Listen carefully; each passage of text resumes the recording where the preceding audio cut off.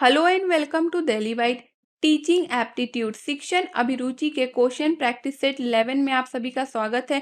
इससे पहले हमने टीचिंग एप्टीट्यूड के सारे ही लेक्चर्स को कवर किया है, साथ ही साथ 10 क्वेश्चन प्रैक्टिस सेट को भी कवर किया है, जिसे देखने के लिए आप हमारे चैनल के प्लेलिस्ट में जा सकते हैं, जहाँ पे टीचिंग एप्टीट्यूड शिक्षण अभिरुचि नाम का प्लेलिस्ट मिलेगा, जहाँ पे ये सारे ही लेक्चर्स आपको सीक्वेंस वाइज मिल जाएंगे। इन सभी वीडियो लेक्चर्स को आप एक एक करके देख सकते हैं और इससे पढ़ सकते हैं, और इसी प्लेलिस्ट में आप लोगों को क्वेश्चन प्रैक्टिस सेट भी मिल जाएगा, जिससे क्वेश्चंस को कैसे डील करना है, जिससे कि आप आंसर तक पहुंच सके, इन बातों को आप सीख सकते हैं। तो चलिए हम देखते हैं हमारा पहला प्रश्न। इनमें से कौन सा ऐसा क्वालिटी है जो कंसीडर नहीं किया जाएगा एज अ साइन कि आप एक गिफ्टेड पर्सन हैं? आपके आइडिया में क्रिएटिविटी का होना, आप दूसरों के साथ यदि झगड़ा करते हैं, फाइट करते हैं, दूसरों से लड़ते हैं, ऐसी क्वालिटी आपकी गिफ्टेड क्वालिटी नहीं है।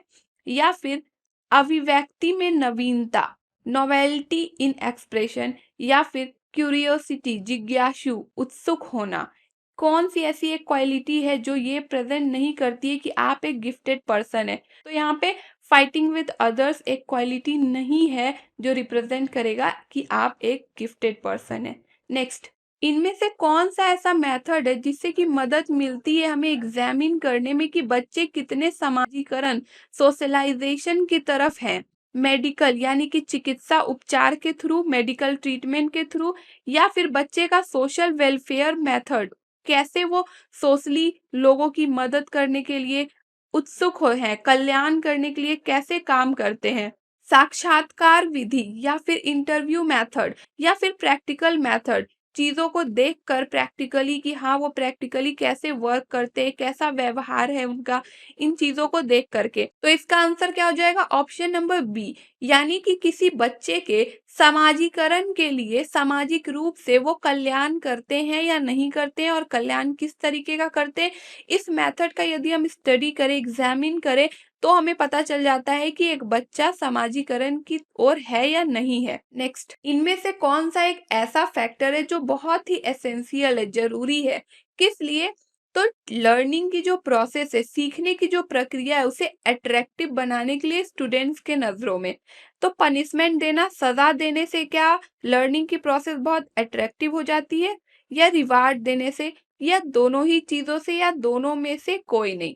तो देखिए, बच्चों को पनिशमेंट नहीं देना चाहिए, बल्कि उनके प्रॉब्लम्स को समझ के उसका सॉल्यूशन खोजना चाहिए एक शिक्षक को। और रिवार्ड रिवार्ड देने से क्या होगा कि कुछ बच्चों को तो रिवार्ड मिलेगा, लेकिन बाकी के बच्चों को तो इससे भी कोई एग्जैक्ट सॉल्यूशन नहीं निकलेगा।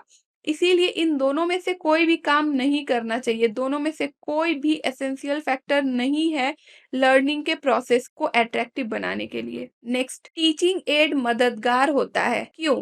टीचर्स के वर्क में हेल्प करता है, इसलिए मददगार होता है? या फिर बच्चों के हर सेंस को, सेंस जो 5 इंद्रियां हमारी होती है, आंख, नाक, कान, टंग, स्किन, ये जो 5 इंद्रियां होती है, इसे एक्टिव बनाने के लिए? या फिर स्टूडेंट्स को बहुत ज्यादा अटेंटिव बनाने के लिए, कि स्टूडेंट्स बहुत चौकन्ने रहें, जब टीचर पढ़ा रहे हैं तो उन्हें बहुत इंटरेस्ट आएगा, इसीलिए वो चीजों को बहुत ही अच्छे से देखेंगे और अटेंटिव रहेंगे? या फिर टीचिंग लर्निंग के प्रोसेस को मीनिंगफुल बनाने के लिए और इजी वे में सार्थक रूप से समझाने के लिए कैसे मददगार होता है टीचिंग एड? तो इसका आंसर क्या हो जाएगा? Option number D. नेक्स्ट, अगर आप एक शिक्षक हैं तो आप लेजर टाइम में क्या करेंगे? जैसे कि स्कूल में लेजर पीरियड होता है, तो उस पीरियड में आप लोग क्या करना पसंद करेंगे? स्टाफ रूम में रेस्ट करना पसंद करेंगे, या फिर लाइब्रेरी में जाके मैगजीन्स को पढ़ेंगे, या फिर अपने कलीग से, अपने सहयोगियों से, जो भी आपके साथ और टीचर्स हैं उनके साथ आप बात करना पसंद करेंगे, या फिर स्टूडेंट्स के होमवर्क को चेक करना पसंद करेंगे? तो देखिए, अगर आप एक शिक्षक हैं तो आपको लेजर पीरियड में बच्चों के होमवर्क्स को चेक करना चाहिए। देखिए, बाकी और भी जो जो चीज़ें हैं, रेस्ट करना या लाइब्रेरी में मैगजीन पढ़ना या बातें करना, ये कुछ खराब नहीं है, लेकिन एक शिक्षक को स्टूडेंट्स फॉलो करते हैं, इसीलिए स्टूडेंट के सामने टीचर को बहुत ही अच्छे से पेश आना चाहिए। जो टीचर करेंगे वो स्टूडेंट्स करेंगे। तो अगर टीचर समय का सही उपयोग करेंगे तो स्टूडेंट्स को भी ये रियलाइज होगा कि हमें समय का सही उपयोग करना चाहिए। नेक्स्ट, इनमें से किस आर्टिकल के अंदर All India Council for Elementary Education के एस्टेब्लिशमेंट के बारे में लिखा है? अखिल भारतीय प्रारंभिक शिक्षा परिषद की स्थापना के बारे में किस अनुच्छेद में लिखा है? तो इसका आंसर क्या हो जाएगा? ऑप्शन नंबर बी, यानी कि 68th। नेक्स्ट, इनमें से बेटर वे ऑफ टीचिंग कौन सा है? बेहतर तरीका पढ़ाने का, शिक्षण का। टू परसुएड, यानी कि जो भी टॉपिक आप पढ़ा रहे हैं उसे समझाकर, या फिर टू रेज अ क्वेश्चन, पढ़ाते पढ़ाते बीच बीच में क्वेश्चंस को रेज करना जिससे कि डाउट्स और अच्छे से क्लियर हो। ब्लैक बोर्ड राइटिंग, यानी कि ब्लैक बोर्ड पे लिख करके चीजों को और अच्छे से समझाने का प्रयास करना। ऑल द एबव, यानी कि ऊपर के और जितने भी बिंदु हैं ये तीनों ही करेक्ट है। तो इसका आंसर क्या हो जाएगा? Option number D. अगर इन तीनों का सही से इस्तेमाल किया जाए तो एक हार्ड टॉपिक को भी इजीली समझाया जा सकता है। नेक्स्ट, अगर आप एक शिक्षक है तो आप किस स्टूडेंट्स तक पहुंचना पसंद करेंगे? जो कि बहुत ज़्यादा इंटेलिजेंट हो, तेज हो, या फिर जो बहुत हार्ड वर्किंग हो, बहुत कठिन परिश्रम करने में विश्वास रखते हो, जो बहुत ही डिसिप्लिन्ड हो, या फिर जिन्हें पढ़ाई करने में प्रॉब्लम हो रही हो। तो आप किस स्टूडेंट तक पहुंचना पसंद करेंगे? तो इसका आंसर क्या हो जाएगा? Option number D. जिन स्टूडेंट्स को प्रॉब्लम हो रही है उन स्टूडेंट्स तक पहुंचना एक टीचर का टारगेट होना चाहिए, और उनके प्रॉब्लम्स को समझ के उसका सॉल्यूशन खोजना भी इनका टारगेट होना चाहिए। ना कि इंटेलिजेंट बच्चों या हार्ड वर्किंग या डिसिप्लिन, वो तो गुड क्वालिटी हो गया। जहाँ पे बच्चे लैक कर रहे हैं चीज़ों को, वहाँ पे टीचर को पहुँच के उसके रीजंस को जान करके उस पे वर्क करना चाहिए। इस पूरे प्रोसेस को डायग्नोसिस मेथड ऑफ टीचिंग कहते हैं, जिसे आप मेरे मेथड्स ऑफ टीचिंग वाले लेक्चर में देख सकते हैं। वहाँ पे और भी types of methods of teaching होते हैं, और सबका अपना अपना खुद का क्वालिटी होता है, जिससे कि डिफरेंट टाइप्स ऑफ बच्चों को एक साथ पढ़ाया जा सकता है बहुत ही आसान तरीके से। अगर आपको भी टीचिंग एप्टीट्यूड को समझने में प्रॉब्लम हो रही है तो आप पहले मेरे लेक्चर्स को देखिए, फिर मेरे क्वेश्चन प्रैक्टिस सेट जो मैं सॉल्व करा रही हूँ उसे देखिए, जिससे कि आप क्वेश्चंस को कैसे डील करना है इन बातों को सीख पाएंगे। इसके बाद आप हमारे वेबसाइट www.delhibytes.in पे जाके मॉक की प्रैक्टिस कर सकते हैं। इससे आप किसी भी एग्जाम में जहाँ पे टीचिंग एप्टीट्यूड के क्वेश्चंस आते हैं, जैसे कि बीएड, नेट, जेआरएफ, इन सभी एरिया में आप बहुत ही अच्छा परफॉर्म करेंगे। नेक्स्ट, इनमें से कौन सा ऐसा प्रोसेस ऑफ लर्निंग है जो कि इंटरेस्ट क्रिएट कर देता है यंग लर्नर्स में, युवा शिक्षार्थियों में ये इंटरेस्ट पैदा कर देता है पढ़ाई करने के लिए? मोटिवेशन, यानी कि प्रेरणा। किसी को यदि आप मोटिवेशन देते हैं, जैसे कि अगर कोई बार बार एग्जाम को पास नहीं कर पा रहा है तो वो डीमोटिवेट हो जाता है। तो अगर आप उन्हें मोटिवेट करते हैं तो वो कहीं ना कहीं अगेन चार्ज हो जाता है, और उसी एग्जाम को जो वो बार बार फेल हो रहा था उसके लिए दोबारा से प्रिपरेशन करने के लिए तैयार हो जाता है, और हो सकता है कि एग्जाम भी क्वालिफाई कर ले। तो मोटिवेशन बहुत ही इंपॉर्टेंट होता है टीचिंग लर्निंग के प्रोसेस में। रिकॉग्निशन, यानी कि मान्यता देकर, रिमेम्बरिंग, यानी कि याद करके, या फिर इवेल्युएशन, मूल्यांकन करके, किस प्रोसेस के थ्रू यंग लर्नर्स में इंटरेस्ट क्रिएट किया जा सकता है? तो इसका आंसर क्या हो जाएगा? मोटिवेशन, प्रेरणा के थ्रू। नेक्स्ट, अगर एक क्लास में शिक्षक कोशिश कर रहे कि वो रिसर्च करे बच्चों के माइंड पे, दिमाग पे, तो उन्हें क्या करना चाहिए? Brain research, mind mapping, intelligence, none of the above, मस्तिष्क अनुसंधान, मन मानचित्रण, बुद्धि, इनमें से कोई नहीं।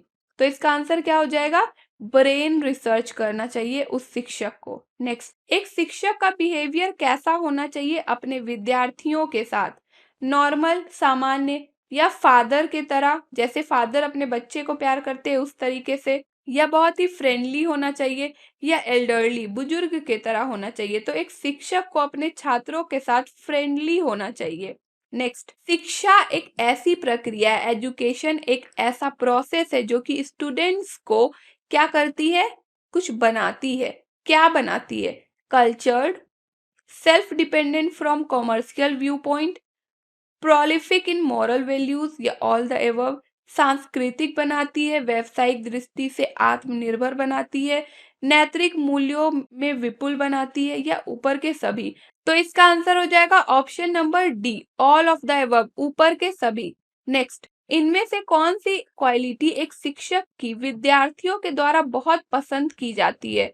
एक शिक्षक का पंक्चुअल होना, यानी कि समय को लेकर बहुत ही पाबंदी होना उनमें, कि वो समय पर हर कार्य कर रहे हो, या इम्पार्शियल होना, निष्पक्ष, किसी को बहुत इम्पोर्टेंस ना देना, सबको एक बराबर देखना, या फिर डिसिप्लिन से बहुत प्यार करना, अनुशासन से हर कार्य को करना, या फिर बहुत ही डोमिनेंस होना, अपने आप के आगे वो किसी को ना देखे, अपना ऑर्डर दे दिया, स्टूडेंट्स को क्या प्रॉब्लम रहा है उससे फर्क नहीं पड़ रहा है, इस टाइप का कैरेक्टर होना। तो एक शिक्षक की कौन सी क्वालिटी स्टूडेंट्स को पसंद आएगी?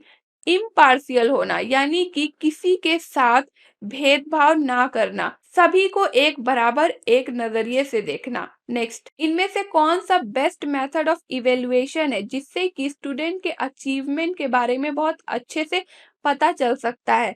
एनुअल एग्जामिनेशन, यानी कि जो वार्षिक एग्जामिनेशन होती है, वार्षिक परीक्षा होती है एक वर्ष में एक बार। बाई एनुअल एग्जामिनेशन, यानी कि साल में 2 बार होने वाली परीक्षा। क्वार्टरली एग्जामिनेशन, यानी कि साल में 4 बार होने वाली एग्जाम। या फिर मंथली एग्जाम, जो हर महीने होती है। तो कौन सा बेस्ट मेथड ऑफ इवेल्युएशन होता है? तो मंथली वाला। मंथली वाले इवेल्युएशन प्रोसेस को क्या बोलते हैं? Formative evaluation.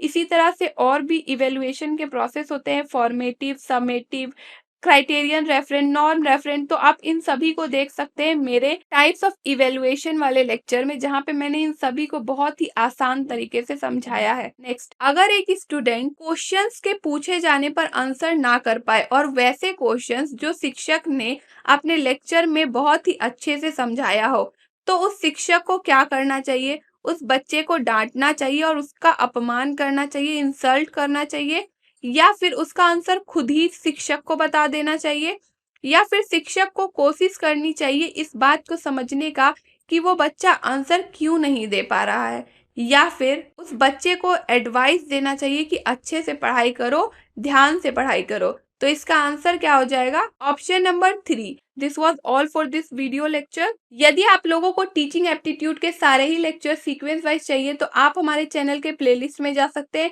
वहां पे टीचिंग एप्टीट्यूड शिक्षण अभिरुचि नाम का प्लेलिस्ट बना होगा, जहां पे ये सारे ही लेक्चर्स आपको सीक्वेंस वाइज मिल जाएंगे। और आप लोगों को आगे आने वाले वीडियो लेक्चर्स के अपडेट चाहिए, तो डेली बाइट्स को सब्सक्राइब कर ले एंड बेल आइकन को भी प्रेस कर ले। And also follow and connect with us for updates and queries on WhatsApp, Facebook, Telegram, and Instagram. Links are available in the description box. Stay tuned, stay updated, and don't forget to follow your dreams. And do comment your views in the comment section. Thank you.